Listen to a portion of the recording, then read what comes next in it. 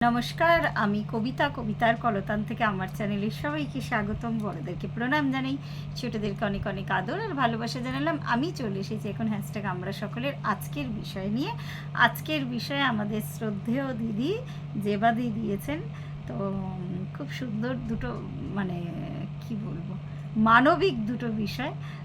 প্রথমটা হচ্ছে যে 10-20 টাকার জন্য আমরা অনেক সময় টোটো চালক, রিক্সা চালক বা সবজি বিক্রেতা এদের সাথে মানে বচসায় জড়িয়ে পড়ি।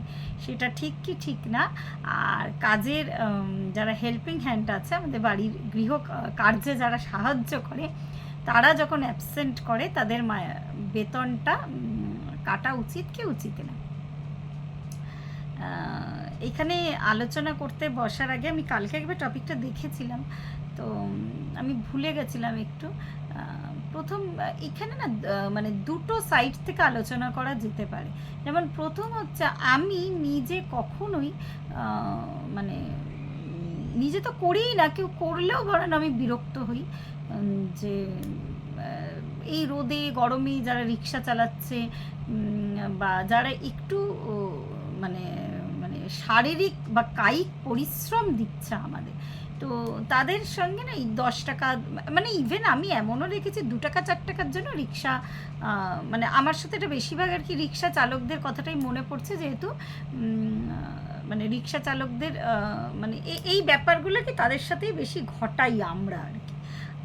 তো প্রথমটা হচ্ছে যে আমি এই ব্যাপারটা এড়াতে গিয়ে কি করি, আমি প্রথমেই একটা দাম করে নিয়ে উঠি। আর আমার তো রেগুলার মোটামুটি রিক্সায় যাতায়াত করি, তো আমি জানি ভাড়া কতটা, তা সত্ত্বেও আমি বলে উঠি যে এত টাকা ভাড়া, কিন্তু এত টাকা আমি দেব, ঠিক আছে চলো।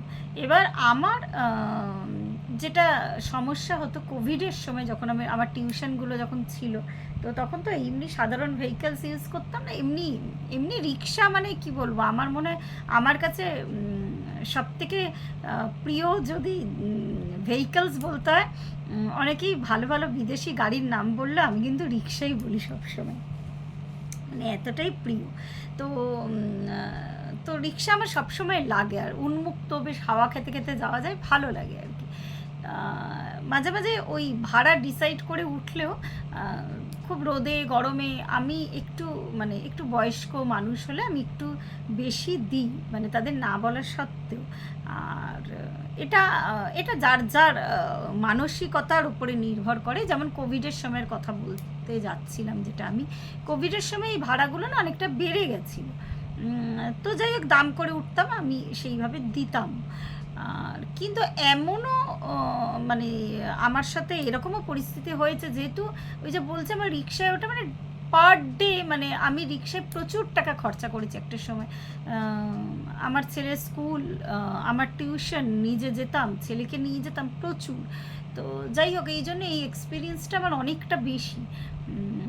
বাজার দোকানিদের কথায় পরে আসছি।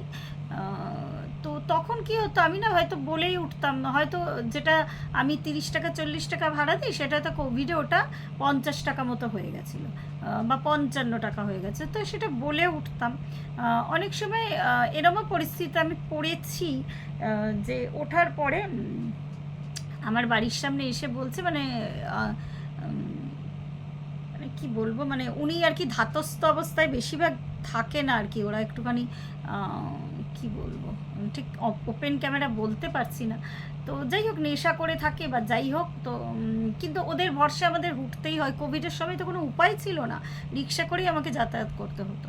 আর ওই যে বলতে আমি মোটামুটি চড়ে অভ্যস্ত রিক্সা, তো যাই হোক, তো তখন হয়তো ওই 60 টাকার ভাড়াটা 120 টাকা চাইতো, তো তখন দিতে গায়ে লাগতো, কিন্তু তার জন্য যে মানে ওকে হয়তো আমি বলতাম যে তুমি কিছু বেশি নাও, তুমি ডাবল চার্জ কেন করবে। তো যাই হোক এইভাবে হতো, কিন্তু আমি মানবিকতার দিক থেকে বলবো আমি কখনোই এটা করি না। ইভেন আমি মানে অনেক দুঃসময় রিক্সাওয়ালাদের থেকে হেল্প পেয়েছি, মানে এমন হয়তো টিউশনে বেরিয়েছি, প্রচুর বৃষ্টি হয়েছে, চারিদিকে ওয়াটার লগিং, মানে একদম জলে ভর্তি, আমি কি করে আসব, তো এরকম। আর আমার একজন মানে আমি দাদু বলতাম, তো ওনার থেকে আমি খুব সাহায্য পেয়েছি আমার ছেলের স্কুল চলাকালীন, ওই কোভিডের সময়, আগে পরে অনেক সাহায্য পেয়েছি। তো যাই হোক, ওই দাদুকে আমার মানে আমি সত্যিই দাদুকে মানে এত মায়া হতো ওনার ওপরে। ওনাকে কিছু মানে উনি জানতো, উনি না আমাকে সবসময় এই কথাটা বলতো। আমি কি করেছি সেটা আর বলছি না, আমার এত খারাপ লাগতো ওনার জন্য, উনি যেন কোথায় হারিয়ে গেল। এই কথাটা আমি আগেও বলেছি। উনি না আমাকে প্রায় বলতে যে তোমার মতো কাস্টমারকে আমি কোনোদিনও ছাড়বো না। হ্যাঁ, আমার খুব মায়া লাগতো। দাদু মুর্শিদাবাদে বাড়ি ছিল, দাদুর নাম্বারে অনেকবার রিং করলাম, মানে সেকেন্ড ফেজ অফ কোভিড যখন গেল তখনও দাদু এসেছিল। তারপর দাদু কোথায় চলে গেল, যখন সব কিছু নর্মাল হলো আমি আর দাদুকে খুঁজে পেলাম না। তো যাই হোক, তো এরকম বহু অভিজ্ঞতা আমার আছে। কিন্তু ওই যেটা আর কি অনেক সময় মানে আমাদের ক্ষেত্রে ভাবলেও হয়তো 10 টাকা 20 টাকা বেশি দেওয়াটা কোনো ব্যাপার না। আমি ওই যে বললাম বোথ সাইড থেকে আলোচনা করবো, যেমন আমার সাথে হয়েছিল কোভিডের সময় প্রায় হতো ভাড়া বলে উঠলেও বলতো বেশি দিন। তো তখন তো ওই ঝগড়া করে তো সমাধান হয় না ব্যাপারটা। আমি এমনি সযাচিতভাবে আমি যখন দেখি একটু বয়স্ক মানুষ আমার কষ্ট হয় আমি দিই। কিন্তু মানে যে কোনো মানুষ যে টাকাটা রোজগার করছে সেটা তার কষ্টার্জিত ধন আর কি। তো সেটা থেকেও যদি 10 টাকা 20 টাকা কোনো ব্যাপার না, কিন্তু সবসময় যদি এই 20টা টাকাই যদি মানে এই যে আমার মতো যারা ডেলি যাতায়াত করে তা যদি ডেলি এরকম পার ট্রিপে দিতে হয় তখন একটু গায়ে লাগে। আমি ভালোবেসে দিলাম, সযাচিতভাবে দিলাম, সেটা আলাদা, কিন্তু যখন সেখানে জোর জুলুম হয় সেটা একটু খারাপ লাগে। যেমন এই ঘটনা, এই এক্সপিরিয়েন্স আমার সাথে আছে। এই আমাদের এই স্ট্যান্ডে একজন রিক্সা চালক ছিল, মানে সে কম ডিস্টেন্স হলে যাবে, বেশি ডিস্টেন্স হলে তাকে যতই ভাড়া দাও সে যাবে না। যতই তাড়া থাক, হয়তো স্ট্যান্ডে কোনো রিক্সাওয়ালা নেই, ওই হয়তো একমাত্র দাঁড়িয়ে আছে, তো কিছুতেই যাবে না দূরে বলে। ওকে ভাড়া, এমনকি ওকে বেশি ভাড়া অফার করা হলেও যাবে না, মানে এরকম আর কি। তো একদিন ওর নামে আমি একটু কমপ্লেন করেছিলাম। তো ও ওটা আমার সাথে না, ওটা সবার সাথেই করে আর কি, মানে টুকটুক করে কাছাকাছি কোথাও ভাড়া হলে যাবে, ইচ্ছা করে ভাড়া বেশি বলবে। তো ও ও মানে ও এরকম করে বলে না, আমি কি করি ওকে সবসময় ভাড়া বলে, ওর মানে মুখ চেনা হয়ে গেছে এত বছরে, ওকে আমি সবসময় ভাড়াটা বলেই উঠি। ও মানে তার থেকেও ইচ্ছা করে 5 টাকা 10 টাকা বাড়িয়ে বলে। তো এরকম করে বলে আর কি আগে থেকেই যে বললাম আগে থেকে ভাড়া বলে উঠি। আর একটুখানি ওদের ওপর সহযোগিতার হাত যদি আমরা বাড়িয়ে দিই, আমার মনে হয় না তাতে আমাদের ভান্ডার খুব একটা খালি হবে। কিন্তু ওই ডেলি ট্রিপে যদি এরকম মানে ব্যাপার স্যাপার হয় আর কি, জোর জুলুম করে ওরা অনেক সময়, যে বললাম আমি বিভিন্ন অভিজ্ঞতার সম্মুখীন, তাহলে সেইটা সেখানে একটু করা হওয়া দরকার, যেটা ন্যায্য ভাড়া সেটা মিটিয়ে দেওয়া দরকার তাকে। আর সেকেন্ড হচ্ছে যে কাজের মানুষজন যারা হেল্পিং হ্যান্ড আছে আমাদের, গৃহকার্যে সহায়তা করে, এখন আমার নেই, আমি পুরোটা নিজে করি। আমি অনেকবার শেয়ার করেছি ব্যাপারটা। যখন আমার ছিল আমার মানে 2জন কাজ করতো আর কি, আমি ওদের বলেই দিয়েছিলাম যে ওরা যাতে মাসে কটা ছুটি নিতে পারে, এটা কথা হয়েই গেছিলো।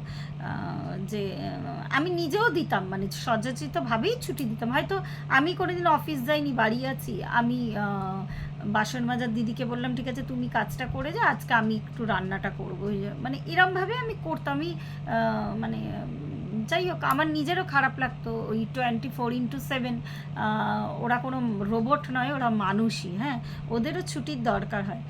কিন্তু তা সত্ত্বেও যেমন আমাদেরও শরীর খারাপ হয়, ওদেরও মাঝে মাঝে শরীর খারাপ হতো, বা কোথাও সবসময় শরীর খারাপ কেন, ওদেরও তো কোথাও একটু সিনেমা দেখতে, ঘুরতে যেতে, পুরোটাই ওরা মানুষ যেহেতু। আর আমি ওই যে বলি আমি সবসময় সবার থেকে শিক্ষা নিই, আমি ওদের থেকে অনেক কিছু শিখেছি, অনেক রান্না বান্না, অনেক ব্যাপার স্যাপার অনেক কিছু শিখেছি।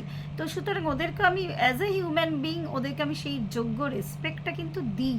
আর সেখানে মাইনে কাটার কোনো প্রশ্নই উঠছে না, ওরাও একদিন সিনেমা যেতে পারে। আমি শুধু একটা কথা ওদেরকে জানিয়ে দিতাম যে দেখো তুমি কোথাও ঘুরতে যেতে পারো বা কিছু, যেহেতু আমি তখন জব করতাম, যে একটু আগে থেকে বলে দিও, যার ফলে আমার খুব একটা যাতে না অসুবিধা হয়। আমি যখন বেরাবো, হয়তো আমি বেরানোর মুখে বললে তখন আমি কোনোটাই সামলে যেতে পারলাম না, তো এটা আমি বলতাম তুমি বলে যেও, তুমি যেখানেই যাবে ঘুরতে যাবে। তো আমার ঈশ্বরের কৃপায়, কাল যেমন আমি বলছিলাম আমার যারা ম্যানেজার ছিলেন তাদের সাথে আমার কোনোদিন কোনো সেইভাবে সমস্যা হয়নি আমার চাকরি জীবনে।